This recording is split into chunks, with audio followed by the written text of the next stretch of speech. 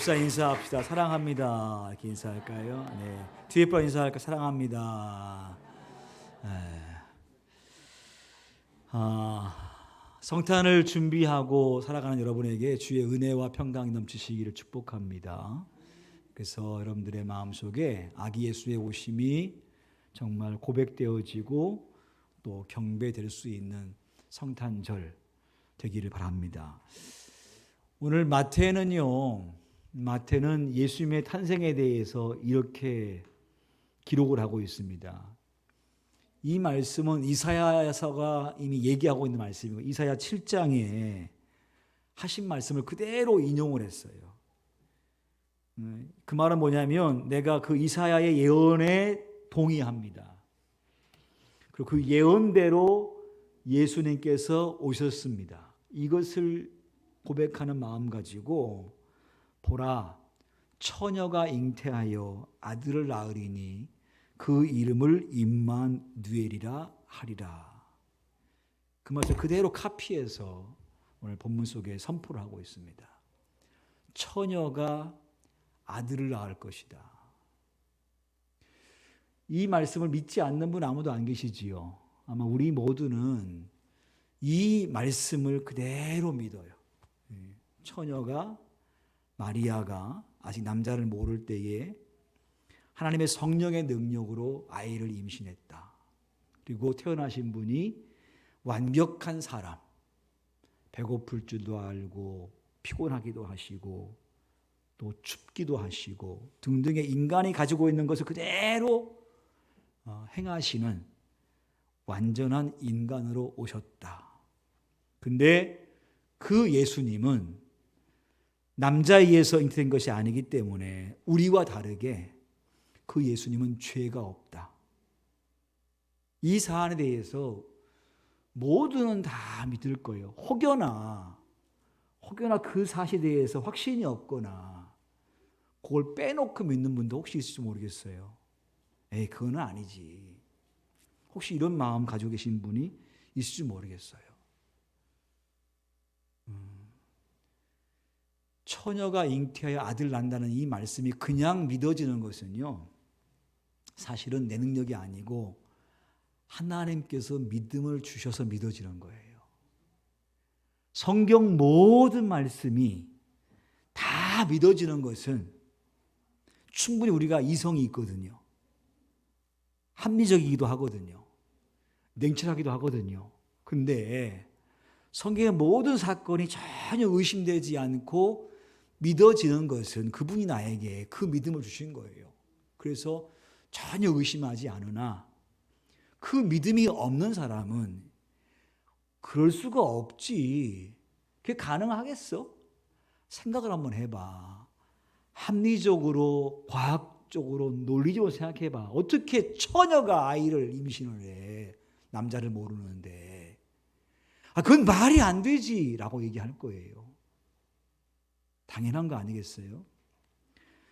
발달심리학자 장 삐아제가요, 어린아이를 이렇게 불러 모아놓고 실험을 해요.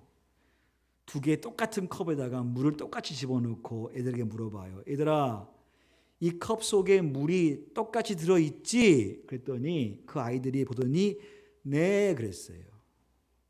그래, 똑같이 들어있구나. 그래, 맞아. 근데요, 장 삐에르가 한 개 컵 바꿨어요. 그 컵은 네모나고 길쭉해요. 좁아요. 그리고 이 컵에 물을 이렇게 부었어요. 그리고 물어봤어요. 얘들아, 두 컵의 물이 똑같지? 그랬더니 뭐라 그래요? 응? 좀 큰 아이들은 네 그렇게 얘기해요. 그런데 어린아이들은 아니요 얘기해요. 왜냐하면 보이는 게 다르고 높이가. 그러니까 아니요 그랬어요. 그래서 짱삐에르가 설명했어요. 삐아제가 얘야 사실 여기 있는 컵물을 여기다 부은 거야. 보기에는 얘가 높지? 많아 보이지? 근데 똑같은 거거든? 그치? 그랬더니 아이들이 뭐라 그래요? 아니요 그래요. 납득할 수 없어요. 다른데요? 왜냐하면 그들의 머리는 아직 그것을 이해할 수 없는 머리예요. 뇌가 발달이 덜 됐어요. 그러니까 그걸 설명을 들어도 믿기지 않는 거예요. 분명히 다른데 높이가 왜 같다는 얘기야? 이해가 안 되는 거예요. 큰 아이들은 이해를 해요. 왜? 합리적으로 맞지 않습니까? 여기 있는 물을 똑같이 부었을 뿐이에요. 높이는 다르지만 같은 걸 알고 있잖아요. 나이 먹게 되면 다 알게 돼요. 그거는요. 그러니까 무슨 얘기냐면 처녀가 아이를 낳을 것이다. 그 아이를 예수라 해라. 임마누엘이라 하라는 이 말씀이 이성적으로 생각하는 사람에게는 전혀 이해가 안 되는 부분이에요.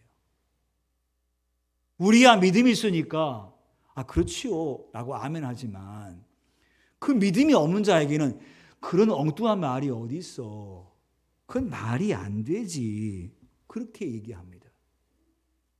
여러분, 사람이 악하다 그랬어요. 우리 지난주 말씀을 기억하시겠습니다만 인간은 다 죄인이에요. 아담과 하와의 후예이기 때문에 아담과 하와의 후예인 모든 인간은 죄를 갖고 태어나요. 그 인간은요 얼마나 모순된지 몰라요. 다른 것은 잘 믿으면서 하나님 말씀만 믿을 수 없답니다.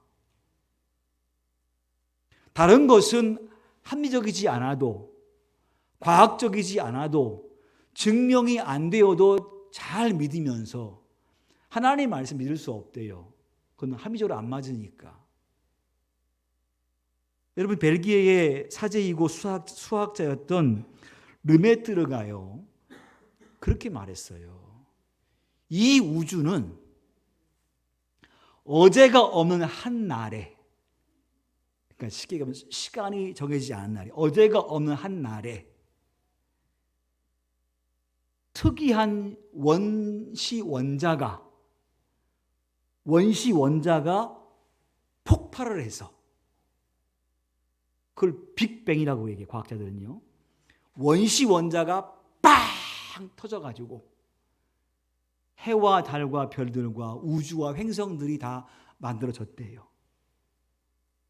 이 지구도 그렇게 해서 생성이 됐대요.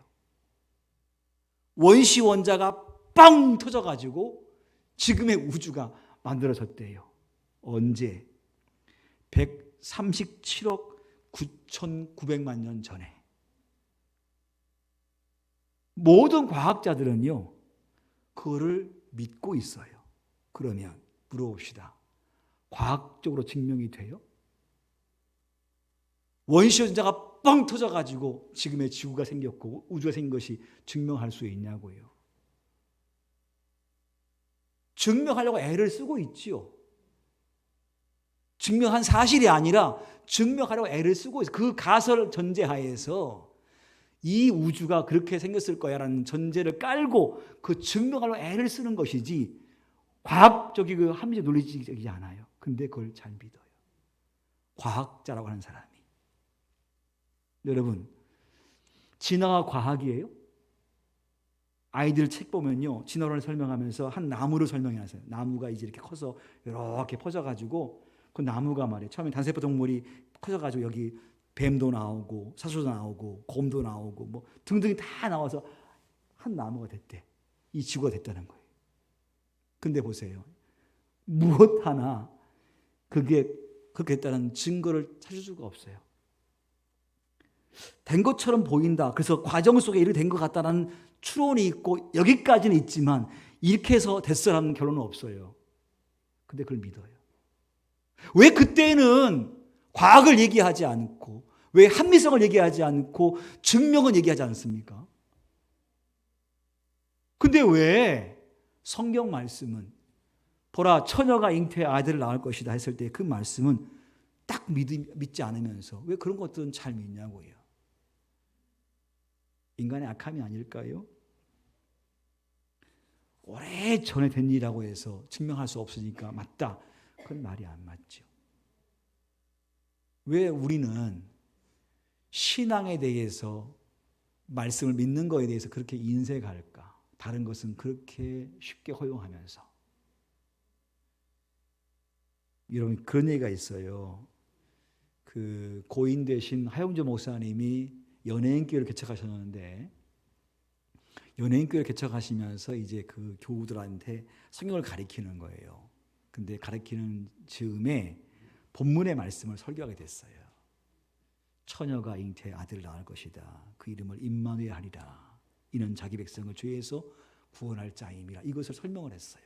여러분, 하나님께서 성령으로 마리아의 태에 아이를 임신시키셨습니다. 한참 그 얘기 설명했더니 참석한 한 사람이 손을 들어요. 목사님, 농담하지 마세요. 어떻게 처녀가 임신을 합니까? 그게 가능한 일입니까? 어떻게 처녀가 남자가 없이 임신을 해요? 그 말이 안 되죠? 라고 반문했어요. 근데 목사님이 또 한참 설명을 했어. 한참. 근데 여전히 그 사람은 그래요. 에이, 목사님, 그 말이 안 돼요. 하고 계속 질문하는 거예요. 진도가 안 나가. 그럴 때에 구봉수 장로님이죠. 고인 되신 분이신데 그 장로님이 뒤에서 펄떡 일어나가지고 하는 말씀이, 야 임마, 마리아 신랑 요셉도 믿었어. 그 마리아의 남편 요셉도 믿었다고. 그래서 그를 아내를 맞이했어. 근데 네가 뭔데 안 믿는다 그런 거야? 이렇게 뭐라 그랬다는 거예요. 그 남편도 믿었는데 네가 뭔데 지금 못 믿겠다고 지금 난리냐고 하고 말을 했어요. 여러분, 오늘 본문의 말씀, 처녀가 잉태하여 아들을 낳으리니 그 이름을 임마누엘이라 하려는 이 말씀이 전혀 의심이 없이 믿어지는 은혜가 있기를 간절히 바랍니다. 우리가 머리가 없어서가 아니고 맹목적이서가 아니라 우리 하나님은 그러신 분이시니까 사람이 할 수 없는 것도 하시는 분이시고 말씀 한마디에 우땅을 창조하신 분이시니 그거 못하시겠어요? 그래서 우리 모두가 최소한 이러한 말씀에 대해서는 전혀 의심하지 않고 믿어지는 것, 그것은 주의 은혜가 우리 안에 임할 때에 가능한 일인 줄 분명히 믿습니다. 여러분, 왜 예수님께서 왜 하나님이신 예수님께서 굳이 인간의 몸을 입고 이 땅에 오셔야 됐을까? 그 오신 이유가 뭘까? 그 이유를 21절에 이렇게 설명했습니다. 같이 한번 읽습니다. 1장 21절 말씀 시작. 아들을 낳으리니 이름을 예수라 하라. 이는 그가 자기 백성을 그들의 죄에서 구원할 자이심이라 하니라. 여러분, 예수님께서 왜 오신 거예요? 죄에서 구원할 자예요. 그 이름을 예수라고 해라. 왜 예수냐면, 왜 구원자냐면 자기 백성들, 모든 인간들을 죄에서부터 구원하기 위해서 그분이 오셨다라고 말씀해 주고 있어요. 여러분, 우리 모두는 다 죄인이에요. 다 원죄를 갖고 태어나요.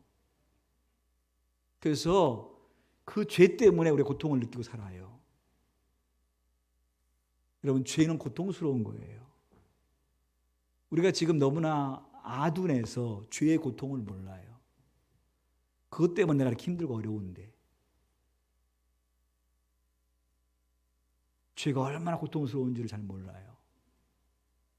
느끼면서도 모르는 거예요. 이게 왜 그럴까? 왜 이러한 문제가 내게 생겼을까 할 때 이게 결국은 죄의 문제거든요. 물론 하나님께서 연단하시기 위해서 그러실 수도 있겠습니다만 대부분의 경우는 죄의 문제예요. 죄 있는 거 아는데 우리 인간은 스스로 그 죄를 없앨 방법이 없어요. 왜냐하면 내가 원래 죄인인걸요. 하나님께서 우리에게 구원의 은혜 주시기 위해서 10계명을 주었습니다. 모세에게. 모세야, 이 계명을 잘 지켜라. 그러면 네가 나를 만날 수 있을 것이다. 죄가 없어야만이 나를 만날 수 있어. 대제사장이요, 대속죄일 날 지성소에 들어가려면, 지성소에 하나님이 계신 곳인데 거기 들어가려면 몸을 깨끗이 씻고 새 마포수의 옷을 입고 소를 잡아서 죽인 다음에 이 소에게 내 모든 죄를 전가합니다. 온 백성의 죄를 다 전가합니다는 의미로 그렇게 한 다음에 들어갈 수 있어요. 그러니까 죄를 가지고는 못 들어가는 거예요. 그렇다면 죽는 겁니다. 그러니까 씻고 짐승 잡아 들인 다음에 떨리는 마음 갖고 들어가는 것이 지성소예요.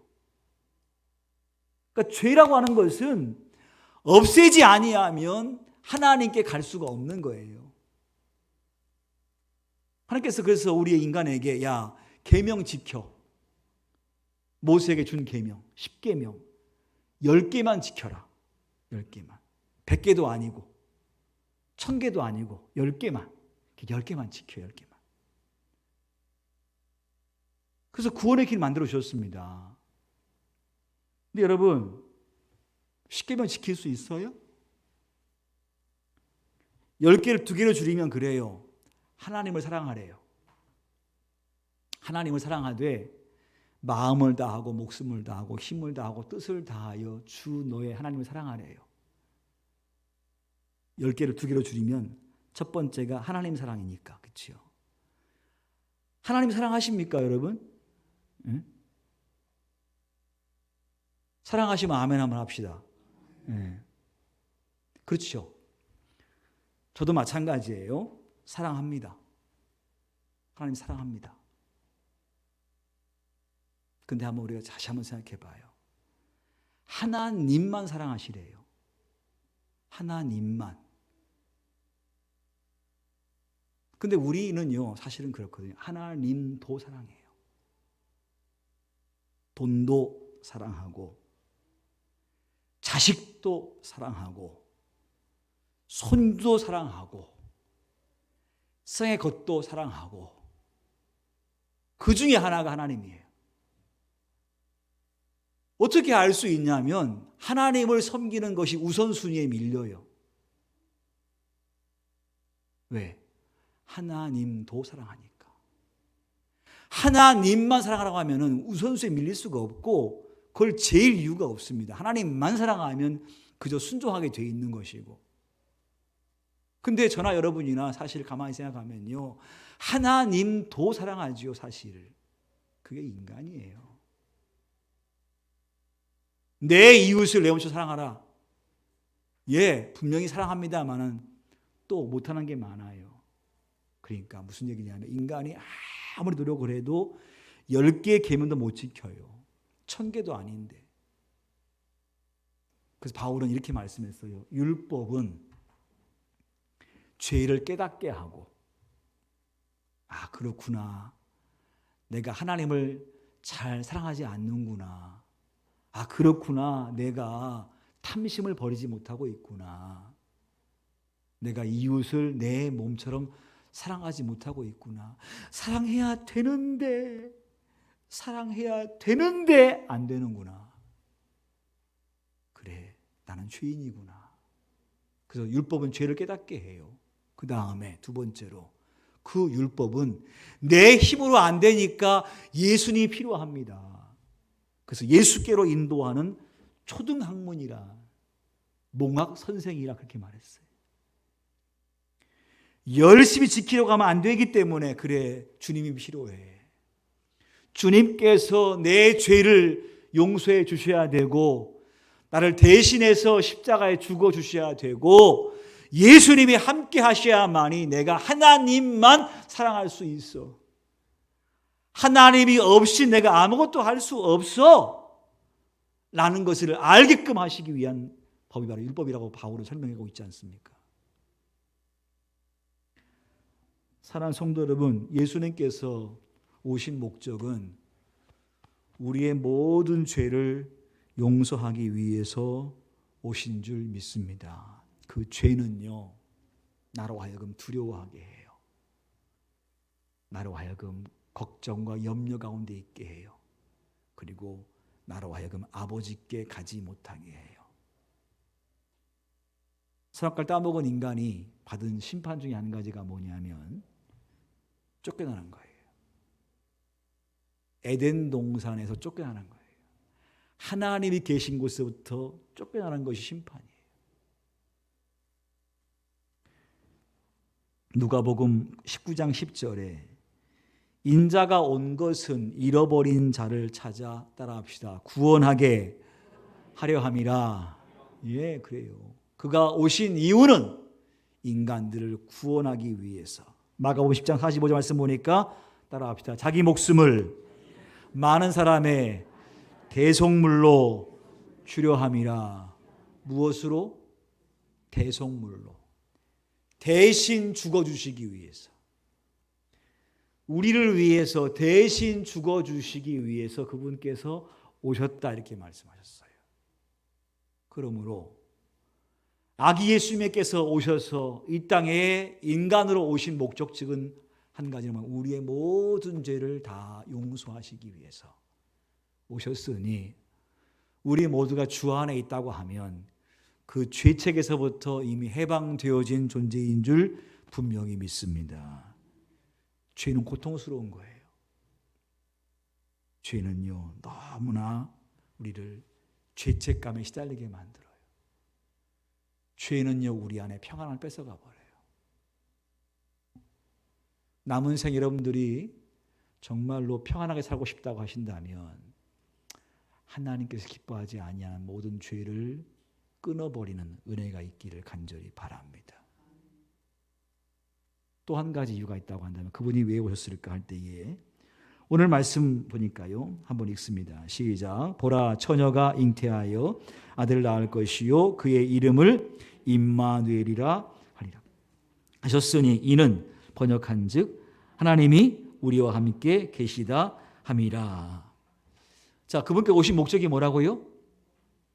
우리와 함께 하시기 위해서. 이 말은 뭐냐면 그분이 안 오셨기 때문에 우리는 하나님과 함께 할 수 없는 존재로 살고 있다는 얘기예요. 그렇지요? 그렇습니다, 여러분.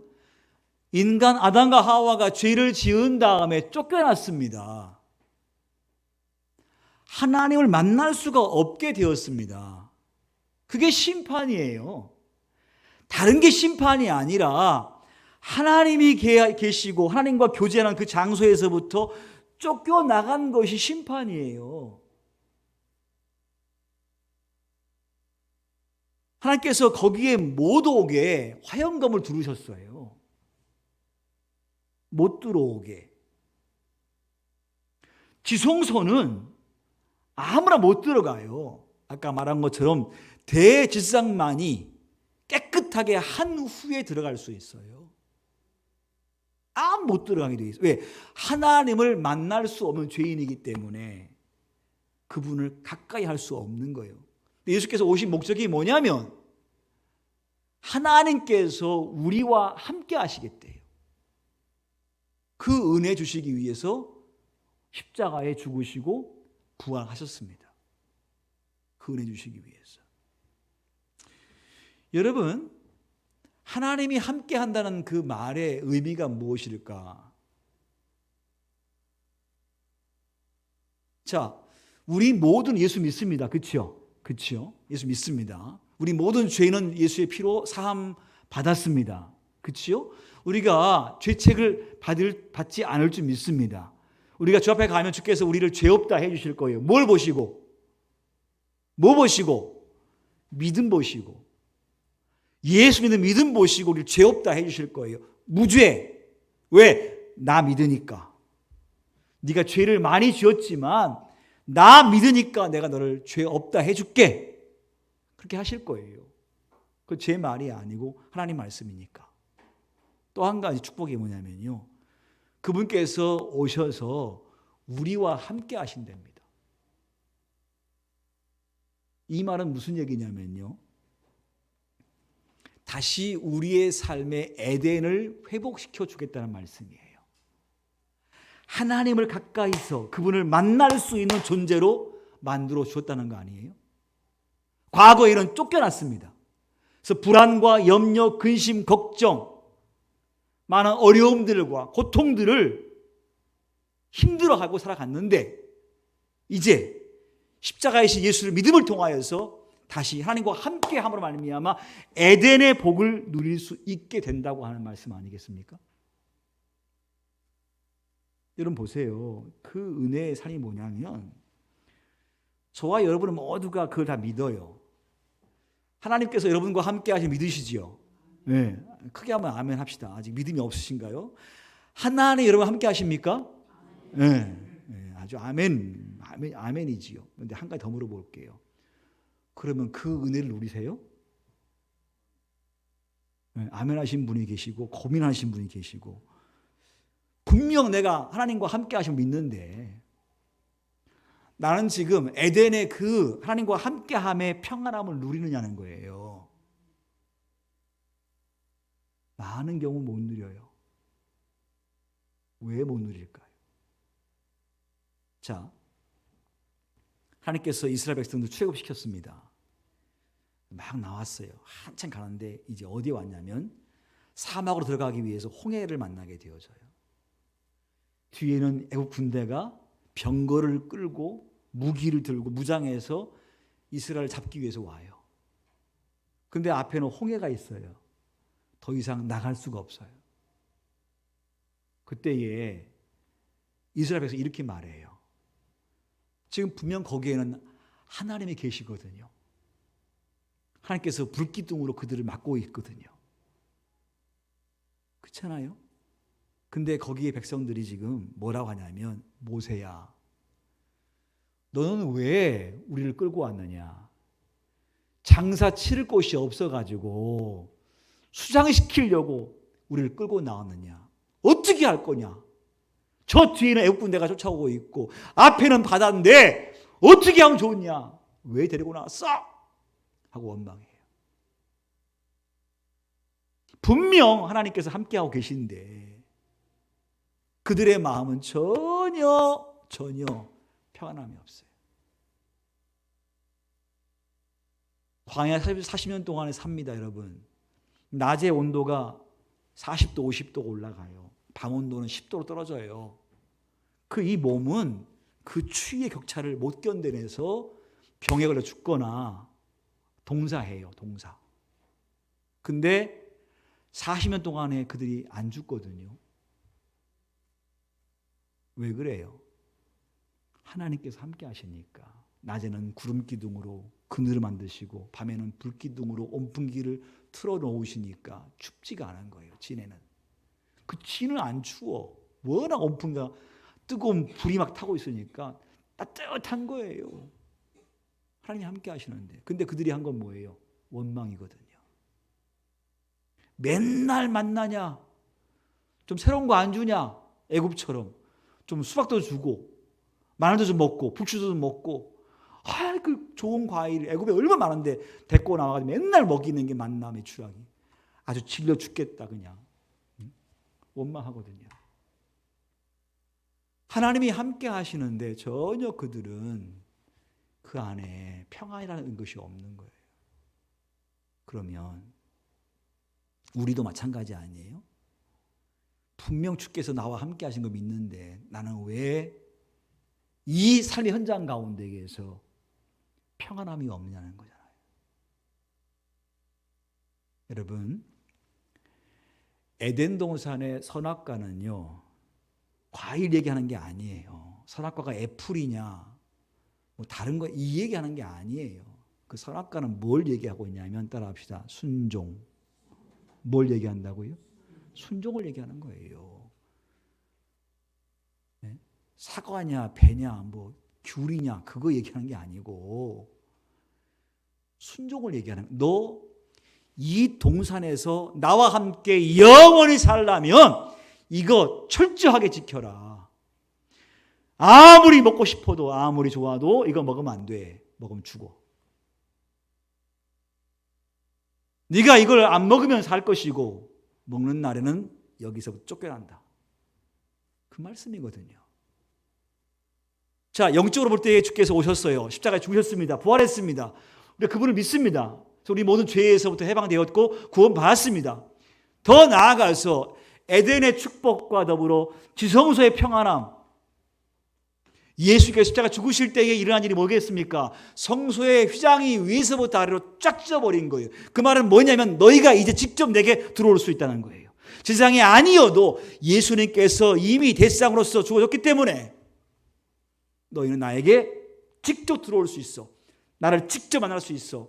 내가 너희와 함께 할 거야. 이것을 눈으로 보여준 사건이 휘장이 갈라진 사건 아니겠습니까? 내가 너희와 임마누엘 함께 할게. 그럼 우리 모두는요, 사실은 그 임마누엘의 은혜를 누리고 살아가야 돼요. 근데 왜 나는 오늘 그렇게 분명히 믿고 있고 알고 있는데 왜 나는 염려와 근심과 걱정 때문에 늘 두려움 속에 살고 있냐는 거예요. 날씨가 안 추우니까 좋아요, 안 좋아요? 여기는 좋은데 마음은 걱정이야. 아니, 이 겨울이 이렇게 안 추우면 도대체 어떻게 되는 거야? 당장 농사하시는 분은 그래요. 내년에 농사 지으려면 벌레 많겠다. 벌레 많겠다. 겨울에 다 죽어야 되는데 그게 안 죽고 다시 다 살아나 버리면 얼마나 곤충이 많겠냐. 농사 힘들겠네. 또 한 가지, 엘니뇨니까 이게 엘니뇨가 일어나서 그럼 지구 반대편은 얼마나 재해가 많을까. 지금 지구가 정상으로 안 가고 있잖아요. 안 추워 참 좋긴 좋은데 오징어회 한 마리가 얼마인 줄 아세요? 안 먹어서 모르죠. 오징어회 한 마리 뉴스 보니까 한 마리에 38,000원이래. 옛날에는 10,000원에 한 박스 줬어요. 한 박스. 강릉에 가면요 한 박스 줘. 10,000원에. 20마리 들어있거든요. 10,000원에 샀다고요. 그거. 요즘은 한 마리에 38,000원이라며. 38,000원. 오징어가 어디 가냐. 날씨가 너무 따뜻해가지고 오징어 동해 안에 없다는 거예요. 그래서 이미 일본은 이제 늘 잡히던 어종이 안 잡히니까 새로운 어종을 잡기 위해서 다 어구를 바꾸는 일을 정부가 도와주고 있다는 거 아니에요? 기상이 바뀌니까 걱정스러워요. 이게 어떠한 재난이 올 것인가. 그게 인간이에요. 우리는 그래요. 우리는. 근데 우리는 이렇게 살아가야 되지 않습니까? 그날이 와도 주님께 살게 하실 것이다. 따라합시다. 그날이 와도 주님께서 그날을 살게 하실 것이다. 안 올 수는 없습니다. 인간의 죄악 때문에 이미 파괴되어진 이 지구, 점점 뜨거워지는 이 지구, 2도만 더 올라가면요 지구 반은 멸망해요. 피할 수 없을 수 있어요.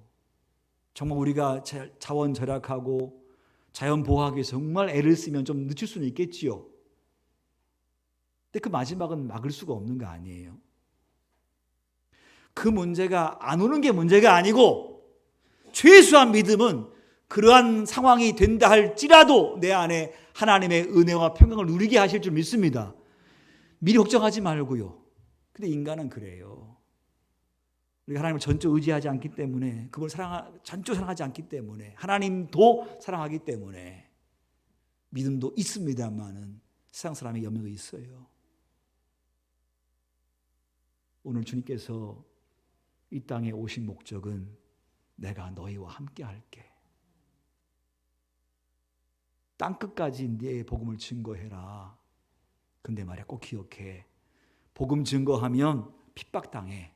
복음 증거하면 어려움 당해. 죽을 수도 있어. 근데 말이야, 내가 영원히 너와 함께 할게.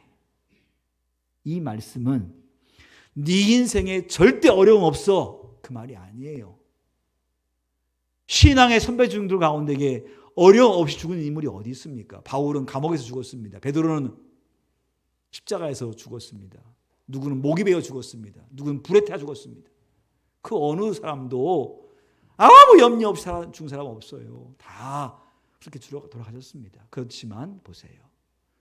그 죽음이 영광이었다는 거예요. 그 죽음이 평안이었고, 폴리카비 한 말이, 내 80평생 하나님은 나를 한 번도 부인한 적이 없는데 내가 이 나이에 나 살자고 예수를 부인할 수 있겠어? 그냥 태워 죽여라. 나는 절대 우리 구주 예수를 부인할 수 없다. 그냥 죽여라. 요즘 그 드라마 중에 고려 거란 전쟁 이렇게 드라마 하는데 잘 못 봐요. 피곤해서 잘 못 보는데 그렇게 짤로 온 거 보니까 한 고려 장수가 마지막 죽을 때 그런 말이에요. 나는 고려의 신하로 죽겠다고. 지금 네가 거란의 왕에게 충성하겠다고 하면 살려줄게. 어떡할래? 난 너희같이 야만의 황제 앞에 절할 수 없다. 나는 죽어도 고려의 신하로 죽겠다 하고 목이 탁 잘려 죽지 않습니까? 안 죽은 게 아니에요. 죽지요. 오늘 주께서 우리에게 임마누엘의 은혜를 주신 줄 믿습니다. 아무쪼록 그 은혜를 누리시기를 바랍니다. 그 은혜 누리시려면요, 딱 하셔야 돼요. 순종을 택하면 돼요. 순종. 선악과 먹으면 안 돼. 택하면, 순종을 택하면 에덴의 은혜를 내가 누릴 거예요. 그러나 순종하지 않는 순간부터 우리는 그분과 멀어지기 때문에 염려, 근심, 불안, 초조, 걱정, 아무리 좋은 여건이 있어도 그 마음은 절대로 없어지지 않아요.